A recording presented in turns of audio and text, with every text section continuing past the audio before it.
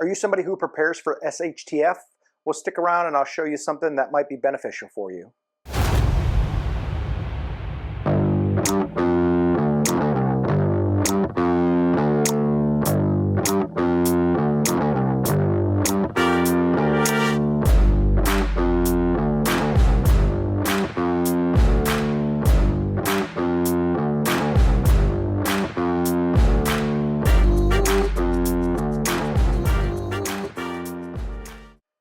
Hey everybody, welcome back to the channel. This is Raf's Reviews. I am Raf, and on this channel I say don't spend your hard-earned money on something that may not fit your needs. Let me try it out for you first, help you decide whether or not it's something that you want to buy.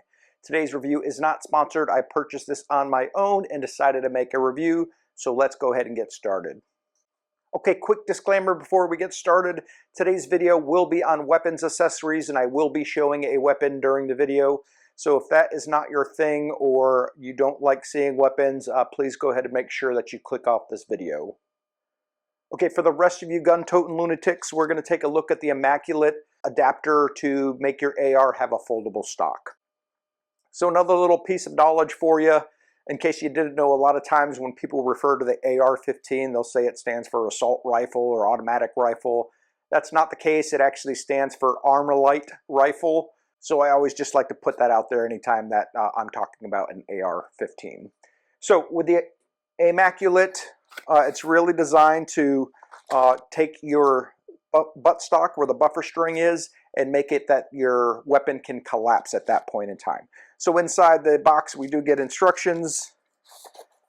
We'll get the actual adapter itself. So as you can see, it opens and closes.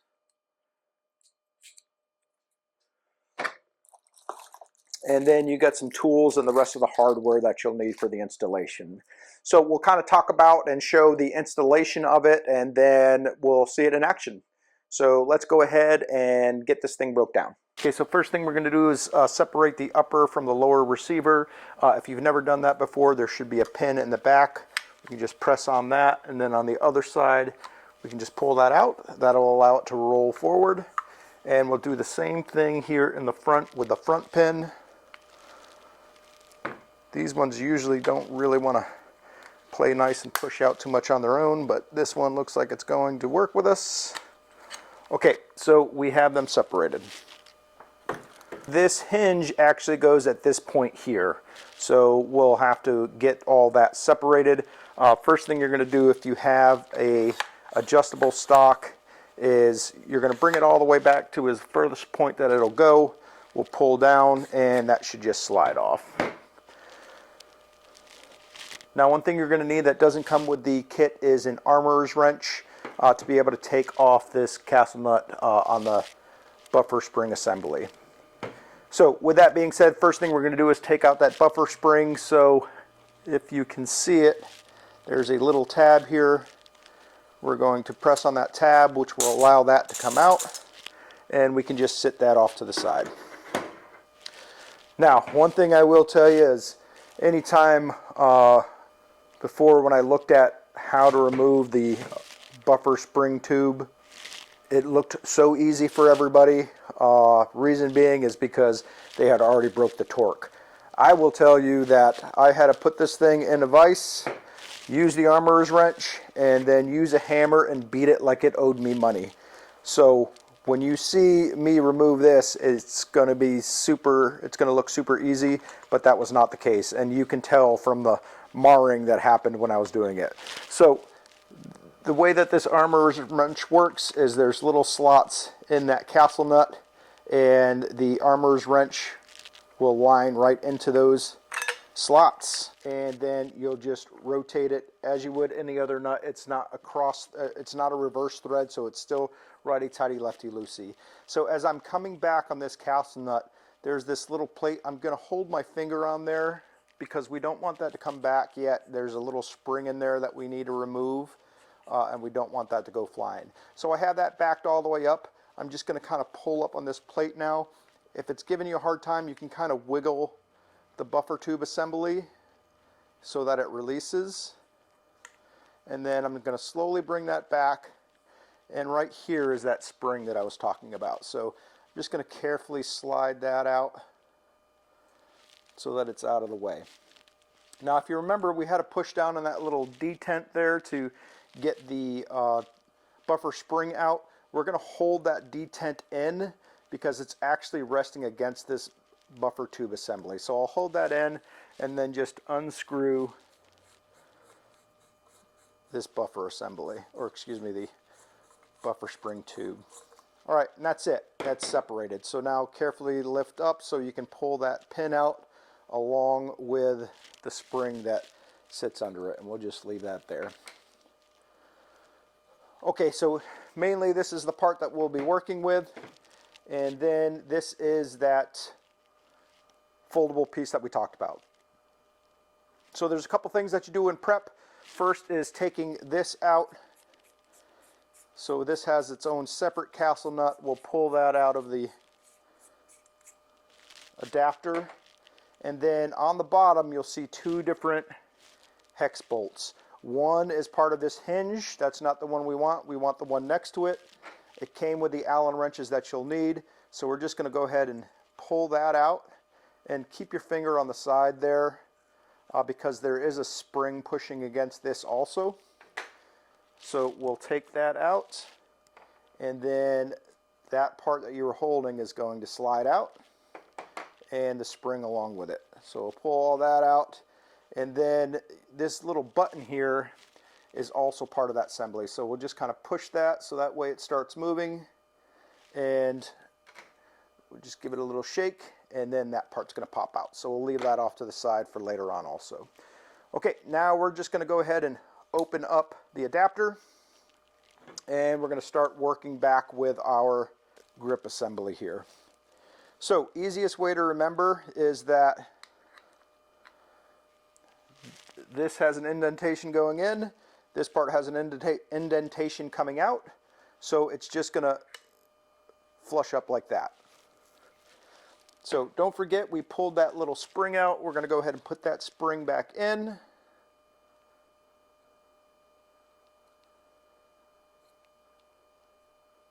It doesn't matter which way, it's just it was bent a little bit that way, so I'll put the bent part on the inside. Okay, so next we're going to take, like I said, we'll stick that right on there, make sure it's all good and lined up. Okay, so sorry, went off camera there just to get it in there because it was a little bit difficult. Okay, so I'm going to hold that piece there, then I'm going to take that castle nut that we removed from the assembly previously and just start threading that in there.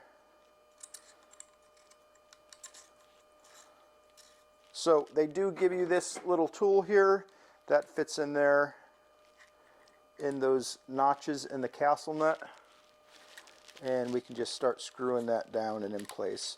So I just kind of check every now and then, make sure we're still lined up the way we should be,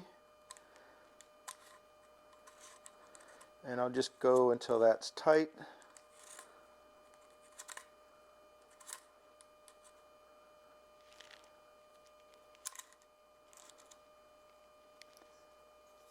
Alright, so we've got that in place.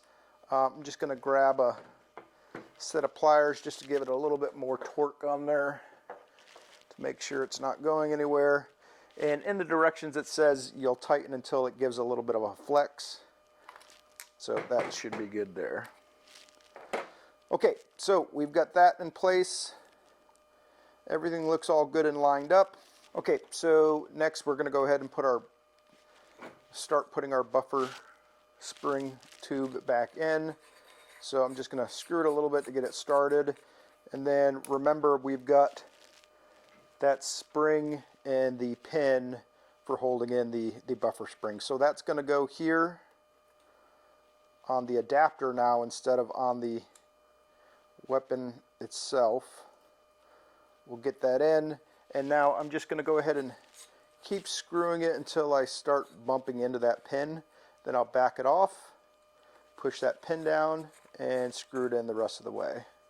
That plate that you're holding previously is always going to stay in the down position.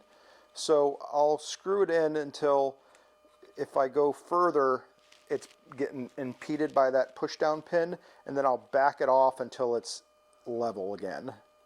So I know my pin works, everything's level. I'm going to slide that plate into place, and then I will screw this castle nut down on the buffer spring assembly.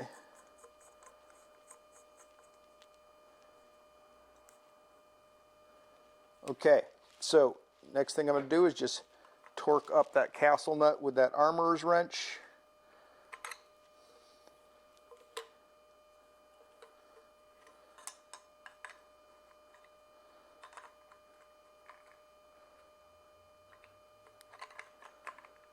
Okay, so key thing, make sure you're holding that plate in place. You see how it shifted when I was tightening it down? So let me back it off.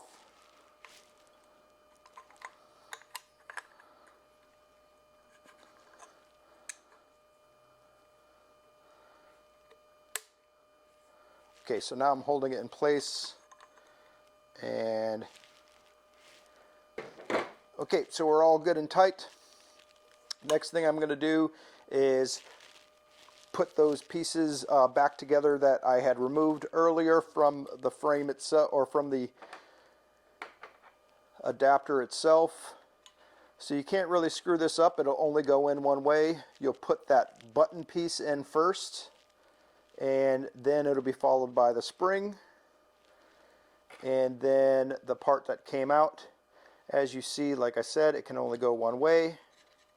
So we'll push and hold that in place, and then put that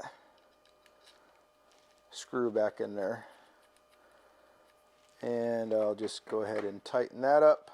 Alright, so now you'll see that button works by the spring, and then the stock will stay in place. Once you push the button, it'll give it the ability to rotate out. So with that being said, we'll go ahead and get that buffer spring back in there.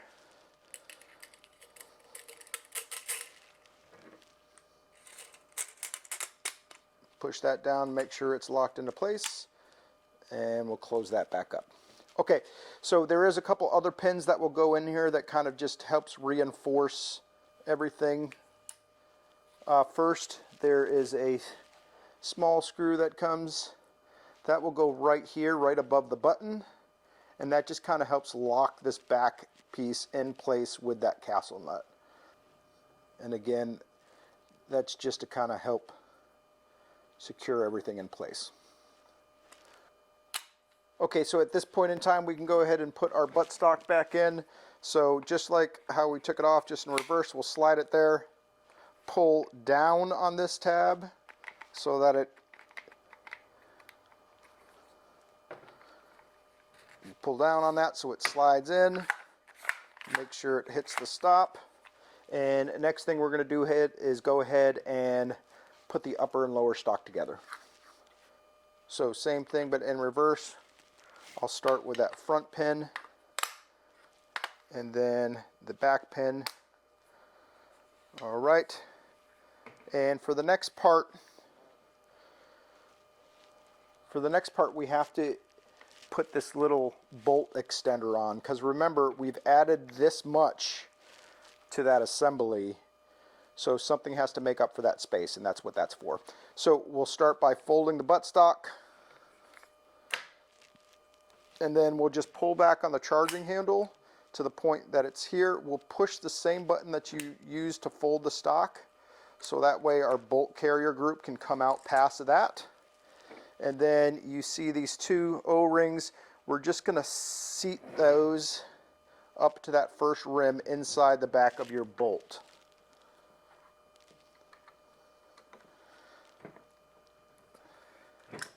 Which is not an easy task. So twisting and pushing seems to be the best. Alright, and now that's flush. We can go ahead, push that button, push everything back forward, and then close it up. So just to make sure everything works, we'll go ahead and do a functions check. Because of the fact that I'll be squeezing the trigger, although I am 99.9% sure that the weapon is clear, I'm just going to check one more time. It is. Okay, so my selector switch is on fire. I'm going to squeeze, make sure I hear the hammer fall. And then I'm going to hold that trigger in, pull the charging handle back, release it. I'll listen for a click when I release the trigger, and another one to ensure it fires. and then I will charge it and put the weapon back on safe. Okay, so that is the assembly of the adapter. Okay, so that is the AR-15 fully assembled with the adapter, and again, you just press on this button and that buttstock will fold down and make it a shorter profile. So you might be asking yourself, why would anybody need a collapsible buttstock on an AR-15? So I am not a doomsday prepper, but I do feel that it's very important for people to have things accessible and ready in case if what I said earlier, SHTF is what we call when the poop hits the fan, but with an S, everybody should have something. Part of that process for some individuals is having what's called a bug out bag, meaning I'm separated or I need to get somewhere and I can only carry so much stuff. Just having a bag that's prepared for that type of a situation. Well, if things get really bad and you're worried about firearms, of course, carrying a pistol is an easy, concealable way of doing things, because the last thing you want to do is be running down the road with an AR-15 hanging out of your hands when things are going crazy. So with this here is personally the size of bag that I use. Now, if I was to put my AR-15 in there, I'm still going to have portions of it sticking out. However, if I collapse the buttstock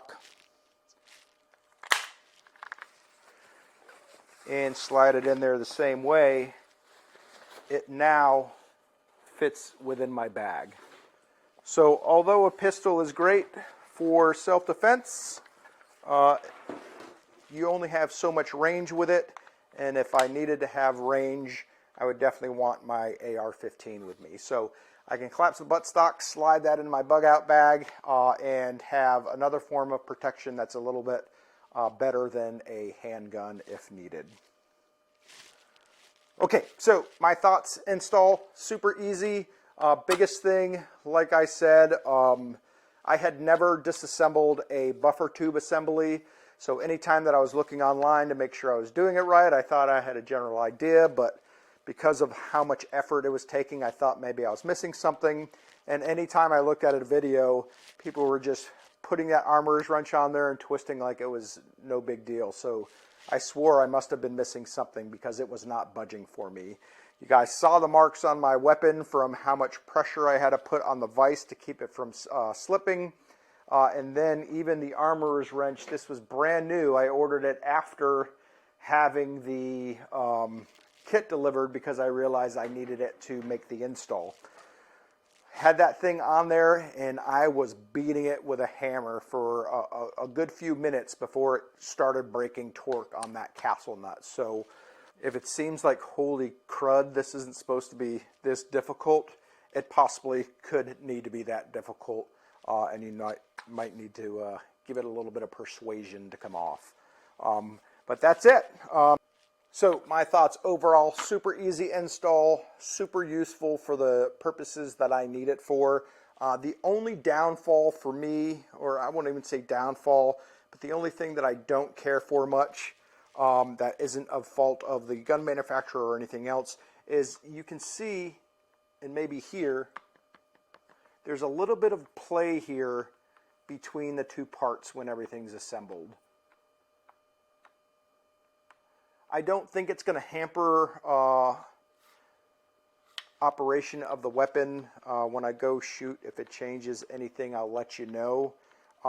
If anybody else has ever installed this or sees the review and knows somebody who has installed it and has found a way to eliminate that wiggle, because you can definitely see that the wiggle is it's coming from the hinge here. And I've tried to, there is a bolt here to tighten, but as you can see, I have this thing cranked all the way down and I still have some wiggle there. So That to me is the only complaint that I have. All right, so that's going to do it for this review. Thanks so much for sticking around. Hope that you found it beneficial. If you have any other questions about the product itself that I didn't answer, go ahead and drop that down in the comments section. Also, if you have anything that you want reviewed, just put that in the comment section. Also, I'll reach out to the company, see if we can't get it reviewed. And if you do leave us a comment for a review, if there's anything specific that you want me to test on that product for you, make sure it's there so that way I can make sure that's part of the video. With that being said, take care. Please go ahead and hit that like button if you found this video beneficial, and hit subscribe for more content when it comes out. Thanks a lot. We'll see you next time. Bye.